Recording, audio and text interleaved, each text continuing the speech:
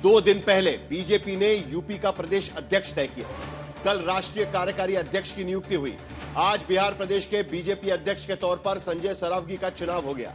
तो आज की हमारी चर्चा बीजेपी के अंदर हो रहे चुनावों और नियुक्तियों पर ही होने वाली है। सबसे पहले बड़ी नियुक्ति बीजेपी के राष्ट्रीय कार्यकारी अध्यक्ष नितिन नवीन की रही। नितिन नवीन का थोड़ी देर पहले बीजेपी मुख्यालय में जोरदार स्वागत किया गया। कल ही बीजेपी पार्लियामेंट्री बोर्ड की मीटिंग में बीजेपी के राष्ट्रीय कार्यकारी अध्यक्ष की नियुक्ति कराई गई थी, क्योंकि मौजूदा हालत में अध्यक्ष पद पर तुरंत चुनाव संभव नहीं है। लेकिन नितिन नवीन की ताजपोशी को लेकर बीजेपी के अंदर से लेकर बाहर तक और पक्ष से लेकर विपक्ष तक को सरप्राइज किया गया है, क्योंकि पहली बार बीजेपी ने बिहार से कोई अध्यक्ष बनाने की दिशा में कदम बढ़ाया है।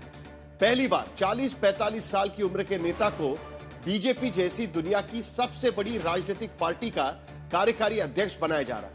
बिहार के बांकीपुर से लगातार 5 चुनाव जीतने वाले नितिन नवीन बिहार में मंत्री भी है और छत्तीसगढ़ के पार्टी प्रभारी भी है।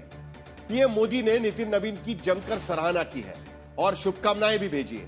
सियासत में सवाल यह है कि आखिर बीजेपी ने बिहार से ही अध्यक्ष चुनने की दिशा में कदम क्यों बढ़ाया है? क्या बीजेपी में मोदी शाह युग के बाद नए नेतृत्व को कमान थमाने की शुरुआत की जा चुकी है? अपेक्षाकृत बेहद कम आबादी वाले कायस्थ समुदाय से अध्यक्ष बनाने के पीछे बीजेपी की क्या सोच हो सकती है?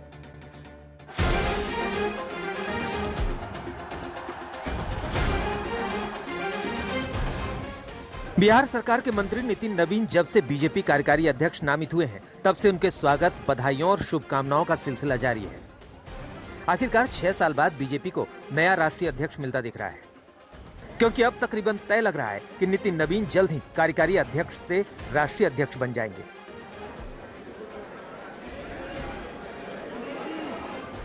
वैसे बीजेपी के राष्ट्रीय महासचिव और मुख्यालय प्रभारी अरुण सिंह ने 14 दिसंबर को जारी संगठनात्मक नियुक्ति वाली चिट्ठी में यही लिखा है कि बीजेपी संसदीय बोर्ड ने ये नियुक्ति की है जो तत्काल प्रभाव से लागू होगी। बीजेपी को तत्काल प्रभाव से राष्ट्रीय कार्यकारी अध्यक्ष तो मिल गया, अब बस राष्ट्रीय अध्यक्ष के तौर पर नितिन नवीन का चुनाव बाकी है। लेकिन बीजेपी ने अभी से नितिन नवीन के स्वागत सत्कार का सिलसिला तेज कर दिया है। दिल्ली हवाई अड्डे पर स्वागत के बाद खुद बीजेपी अध्यक्ष जेपी नड्डा और केंद्रीय गृह मंत्री अमित शाह नितिन नवीन का स्वागत करने बीजेपी मुख्यालय में मौजूद थे। पीएम मोदी ने नितिन नवीन को नया राष्ट्रीय कार्यकारी अध्यक्ष बनाए जाने पर जो शुभकामना संदेश लिखा है, उसमें नितिन नवीन को युवा और परिश्रमी बताया है। उन्हें संगठन का अनुभवी विधायक मंत्री के रूप में बहुत प्रभावी काम करने वाला कहा है। साथ ही जनसेवा को समर्पित, विनम्र और जमीनी कार्यकर्ता के रूप में बताया है। राष्ट्रीय अध्यक्ष की भूमिका अपनी होती है, राज्य सरकार की भूमिका अपनी होती है। बिहार में के लिए यह बहुत ही फख्र की बात है कि हमारे माननीय नितिन नवीन जी राष्ट्रीय कार्यकारी अध्यक्ष बने हैं, परंतु भाजपा में यह कोई नवीन प्रयोग नहीं है। हमारे यहाँ कार्यकर्ताओं को दायित्व मिलता है। उनको बहुत बहुत बधाई। और नितिन नवीन जी यंग हैं, काफी युवा हैं, बहुत मेहनती हैं, गंभीरता के साथ बिना प्रचार के संगठन का काम करते हैं। अनलाइक अदर पार्टी जहाँ की परिवार की पार्टी होती है, तो जगह फिक्स है, परिवार के लोग ही जाएंगे।